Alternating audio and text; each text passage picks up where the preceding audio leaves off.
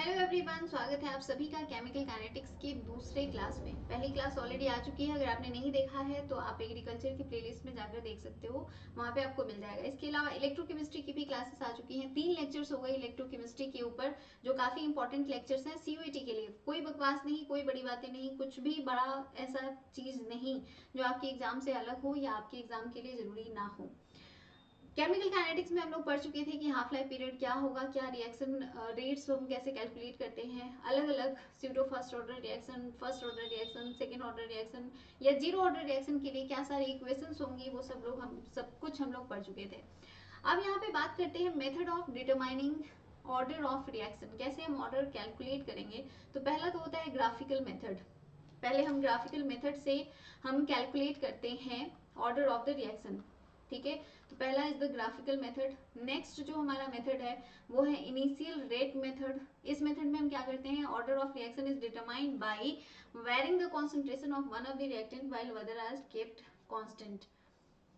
हर एक चीज बहुत ही प्रिसाइज है, तो बहुत ध्यान से पढ़ना और बहुत आराम से एक एक चीजें याद करते चलो। ये सारा कुछ पूछा हुआ है, देखो मैं बहुत बड़ी बड़ी चीजें नहीं पढ़ा रही हूँ, क्योंकि आपको नीट का पेपर नहीं देना है कि आपको बहुत सारी चीजें, बहुत कॉन्सेप्ट, बहुत सारा न्यूमेरिकल आपको करना होगा। यहाँ पे न्यूमेरिकल नहीं, छोटे छोटे कॉन्सेप्ट, मतलब बेसिक कॉन्सेप्ट पूछे जा रहे हैं। तो सीयूईटी के एग्जाम के लिए ये क्लास आपका बहुत ज्यादा हेल्पफुल होने वाला है, तो इसको जरूर देखिएगा। अगला है integrated rate law method, in which the method in this method out different integrated rate equation which gives the most constant value for the rate constant, and इसके बाद हम इसका ऑर्डर निकाल लेते हैं। नेक्स्ट जो मेथड है वो है हाफ लाइफ पीरियड मेथड। इसमें हम हाफ लाइफ से रिलेशन बताते हैं इनिशियल कॉन्सेंट्रेशन का, वहां से ऑर्डर निकालते हैं, बिल्कुल इस तरह से। ये हमारा हाफ लाइफ मेथड है। ठीक है, अब इसके बाद जो अगला मेथड है वो है ऑसवाल्ड आइसोलेशन मेथड। इस मेथड में हम क्या करते हैं कि कॉम्प्लिकेटेड रिएक्शन का हम ऑर्डर निकालते हैं बाय आइसोलेटिंग वन, एक को आइसोलेट करके और फिर हम उसका ऑर्डर निकालते हैं अगर बहुत सारे कॉम्प्लेक्स रिएक्शन है तो। अब बात करते हैं temperature dependence of rate of reaction, temperature पे कैसे अफेक्ट करेगा। तो इसमें आप याद रखना एवरी 10 डिग्री सेंटीग्रेड जैसे जैसे बढ़ेगा वैसे वैसे रेट ऑफ रिएक्शन क्या होगा, डबल होगा। ठीक है, रेट ऑफ रिएक्शन डबल हो जाएगा जैसे 10 डिग्री सेंटीग्रेड टेम्परेचर इंक्रीज करेगा। ये रिएक्शन रेट डबल हो जाता है, लेकिन ये सिर्फ 16 डिग्री सेंटीग्रेड कोलिजन तक ही इंक्रीज करता है। और ये जो टर्म है ये डिफाइन किया गया है आर्हीनियस इक्वेशन के थ्रू। तो आपको ये याद रखना है क्योंकि इस पर क्वेश्चन पूछा हुआ है कि 10 डिग्री अगर हम टेम्परेचर इंक्रीज कर देते हैं, या सिंपल थोड़ा सा मैनिपुलेटिव क्वेश्चन रहता है, जैसे कि 110 से 120 हमने कर दिया, तो वो रेट ऑफ रिएक्शन जो था वो पहले मान लो 10 था, अब कितना हो गया है, तो ऑब्वियसली अब 20 हो जाएगा क्योंकि रेट क्या हो जाएगा, डबल हो जाएगा। तो जस्ट डबल कर देते हैं। इसके बाद अगर हम बात करें टेम्परेचर कॉफिशिएंट की, तो ratio of rate constant of reaction at two temperature differing by 10। ये सिंपल जो हमने अभी कहा उसी के बारे में है। आर्हीनियस इक्वेशन आप जानते हो, K equals A E to the power minus E A by R T. ये यहाँ पे क्या है, E A is the activation energy, इसको बोलते हैं एक्टिवेशन एनर्जी। आर क्या है, तो ये गैस कांस्टेंट है, टी आपका टेम्परेचर है, A is the constant, A constant है जिसको हम आर्हीनियस कांस्टेंट बोलते हैं। ठीक है, और के क्या है, रेट कांस्टेंट है।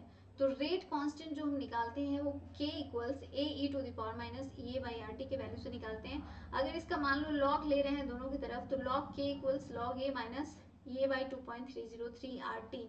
अब इसको हम एक ग्राफ के फॉर्म में लिखना चाहें तो ग्राफ बिल्कुल इस तरह से निगेटिव स्लोप के साथ आएगा, स्ट्रेट लाइन लॉग के वर्सेस 1/t के बीच हम ये निकाल रहे हैं, और स्लोप की जो वैल्यू है minus E A by 2.303 R. और ये बहुत बार पूछ चुका है, तो ये वीवीआई टॉपिक है। याद रखना, आर्हीनियस इक्वेशन याद रखना है आपको, लॉग के फॉर्म में याद रखना है, और स्लोप याद रखना है कि क्या स्लोप होगा। ठीक है, ए क्या है, फ्रीक्वेंसी ऑफ आर्हीनियस फैक्टर, इसको प्री एक्सपोनेंशियल फैक्टर भी कहा जाता है। आर आपका गैस कांस्टेंट है, और ये है एक्टिवेशन एनर्जी। एक्टिवेटेड कॉम्प्लेक्स और ट्रांजिशन स्टेट क्या होता है?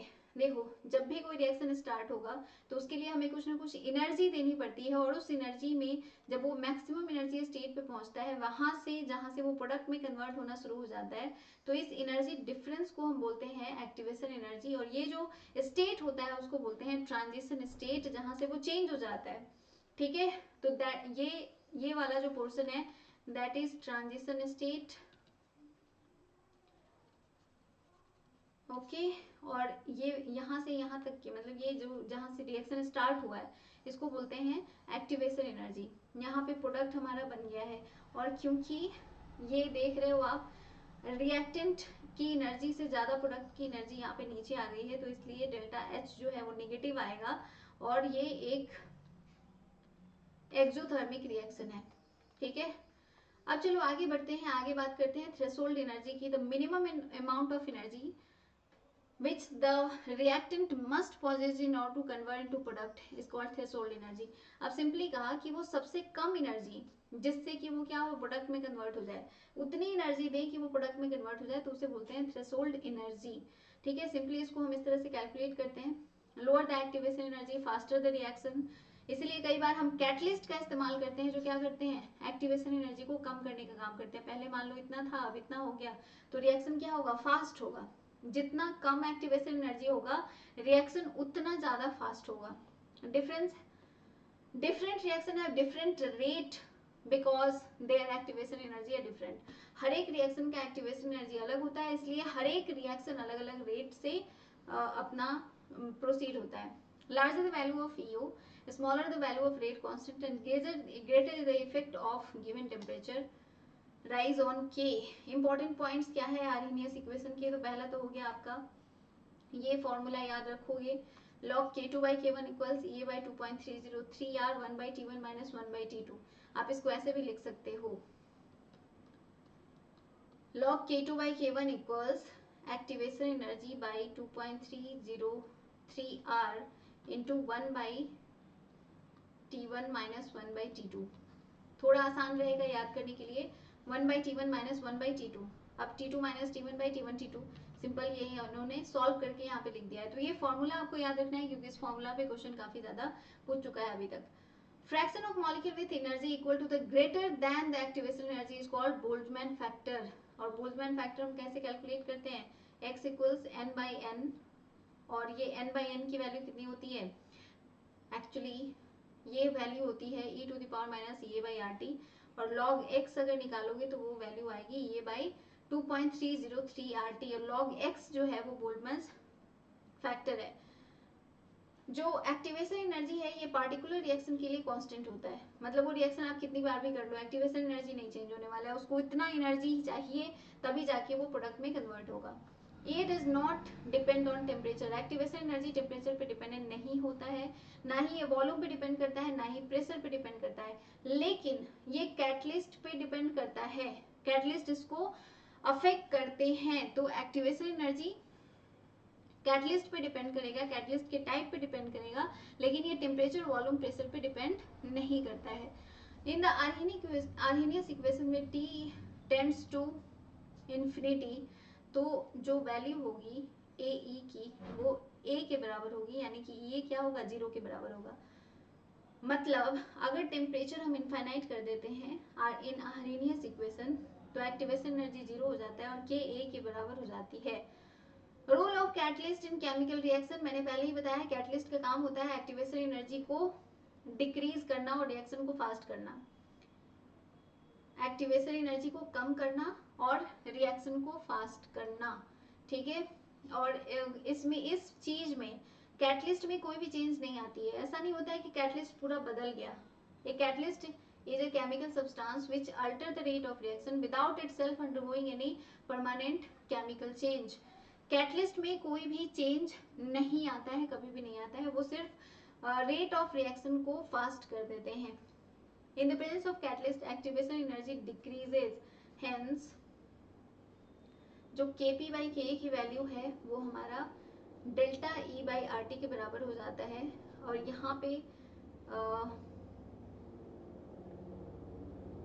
जो P की वैल्यू हमने दी है वो क्या है, कैटलिस्ट, इसको KC भी आप लिख सकते हैं। थ्योरीज ऑफ रिएक्शन रेट्स, इसमें पहला आता है कोलिजन थ्योरी। अब कोलिजन थ्योरी क्या है, तो according to the theory the reaction molecule are assumed to be hard sphere and the reaction is postulated to occur when molecules collide with each other। देखो collision theory है, obviously collision theory है मतलब दो bodies को हमने मान लिया और ये दोनों एक दूसरे से कोलाइड कर रहे हैं। अब नंबर ऑफ कोलिजन कितनी हो रही है पर सेकेंड यूनिट वॉल्यूम, तो उसे हम कहते हैं collision frequency. Number of collision per second per unit volume, number of collision per second per unit volume is called collision frequency. लेकिन ये कोलिजन फ्रीक्वेंसी जो है, ठीक है, ये एसोसिएटेड होता है कुछ मिनिमम अमाउंट ऑफ एनर्जी से, जो कि कोलाइड करेगा तो ऑब्वियसली एनर्जी कुछ रिलीज होगा, तो प्रॉपर ओरिएंटेशन इसका जो होता है वो रिजल्ट करता है फ्रूटफुल कोलिजन या इफेक्टिव कोलिजन में। मतलब एक पर्टिकुलर डायरेक्शन में जब कोलाइड करेगा तो कोलिजन फ्रीक्वेंसी या जो कोलिजन है वो उसे हम बोलते हैं इफेक्टिव कोलिजन। ठीक है, मतलब प्रॉपर ओरिएंटेशन है उनका एक ही इधर ही कोलाइड करने के लिए। मान लो एक हम बोलते हैं रैंडम कोलिजन, मतलब कहीं से भी आया कहीं भी टकराया तो वो रैंडम कोलिजन है, लेकिन एक पार्टिकुलर डायरेक्शन में अगर टकरा रहा है तो उसे बोलते हैं इफेक्टिव कोलिजन। सिंपल याद रखना है आपको, डेल्टा ZABXF, या आप इसको ऐसे भी लिख सकते हो। देखो कोलिजन फ्रीक्वेंसी की वैल्यू हम कैलकुलेट करें और ये कोलिजन फ्रीक्वेंसी क्या है, A आर्हेनियस फैक्टर, तो आपको इतना ज्यादा ध्यान देने की जरूरत नहीं है। रेट जो है वो PZ, देखो इसको ऐसे लिखो, रेट हमने लिखा क्या होगा PZ e⁻ EA/RT। ठीक है, सिंपल हमने इस तरह से लिख दिया इसको। अब यहाँ पे P जो है इसे हम प्रोबेबिलिटी एस्टेरिक फैक्टर कहते हैं और Z जो है ये कोलिजन फ्रीक्वेंसी है और इन दोनों का मल्टीप्लीकेशन क्या हो जाता है A, यानी कि रेट क्या हो जाएगा A e⁻ EA/RT, यानी कि आर्हेनियस इक्वेशन जो हमने निकाला था पहले। द एक्टिवेटेड कम्प्लेक्स थ्योरी और ट्रांजिशन स्टेट थ्योरी, देखो एक्टिवेटेड कम्प्लेक्स या ट्रांजिशन स्टेट कब आता है, जब वहां पे एक्टिवेशन एनर्जी हो, हमने रिएक्टेंट लिया वो इस तरह से जाके प्रोडक्ट में कन्वर्ट हो रहा है, तो ये एक ऐसे स्टेट में जा रहा है जहाँ एक्टिवेशन एनर्जी मैक्सिमम है और उस पोर्शन को हम कहते हैं ट्रांजिशन स्टेट। वैसा स्टेट जहाँ पे एक्टिवेशन एनर्जी मैक्सिमम हो। अगला है फोटोकेमिकल रिएक्शन। फोटोकेमिकल, फोटो का क्या मतलब हुआ, मतलब जब विजिबल लाइट पड़ेगी और वो रिएक्शन होगा तो उसे हम बोलते हैं फोटोकेमिकल रिएक्शन। मतलब all those reactions which occur in presence of light, light के प्रेजेंस में जो भी रिएक्शंस होते हैं उनको हम बोलते हैं फोटोकेमिकल रिएक्शंस। अब रेट ऑफ फोटोकेमिकल रिएक्शन किसके द्वारा इफेक्ट होगा, तो ये इंटेंसिटी ऑफ लाइट के द्वारा। याद रखना temperature is little effect on photochemical reaction.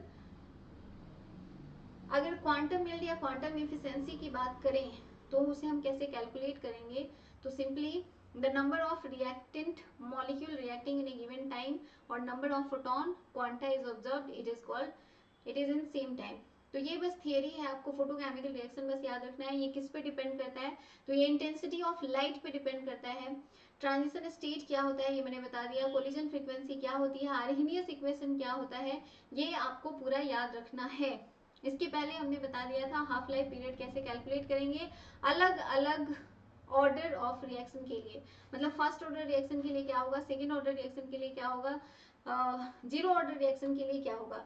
आपके लिए अभी इतना ही काफी है, तो ये सारा का सारा चीज कॉन्सेप्ट मैंने आपको बता दिया है। ऑर्डर ऑफ रिएक्शन और मॉलिकुलरिटी ऑफ रिएक्शन में क्या डिफरेंस होता है ये मैंने बहुत अच्छे से यहाँ पे डिफाइन किया था, आप पिछले क्लास में ये सारी चीजें देख सकते हो। तो ये चैप्टर आपका हो जाता है कंप्लीट, 2 लेक्चर में मैंने ये सारे चैप्टर कंप्लीट कर दिए हैं और आपके लिए बहुत ज़्यादा बेनिफिशियल होगा। नेक्स्ट चैप्टर हम लोग स्टार्ट करने वाले हैं बहुत जल्द। नेक्स्ट जो हमारा चैप्टर होगा वो हम सोच रहे हैं स्टार्ट करने का आपका या तो बायोमॉलिक्यूल्स पॉलीमर्स या फिर सॉल्यूशन, डिपेंड्स। आप डिमांड करना कि कौन सा चैप्टर आप पहले पढ़ना चाहते हो, कमेंट करके हमें ज़रूर बताना कि किस चैप्टर में आपको सबसे ज़्यादा प्रॉब्लम हो रही है और किसको आप पहले पढ़ना चाहते हो और आपके एग्जाम के लिए प्रिसाइजली क्या क्या टॉपिक इंपॉर्टेंट है। जो मैंने अभी यहाँ पे आपको बता दिया केमिकल काइनेटिक्स बहुत ही इजी टर्म में मैंने आपको पढ़ा दिया है, और अगर इसमें कोई भी दिक्कत आए तो कमेंट करके ज़रूर बताइएगा। Thank you so much for watching, मिलते हैं अगले वीडियो में, आज के लिए इतना ही।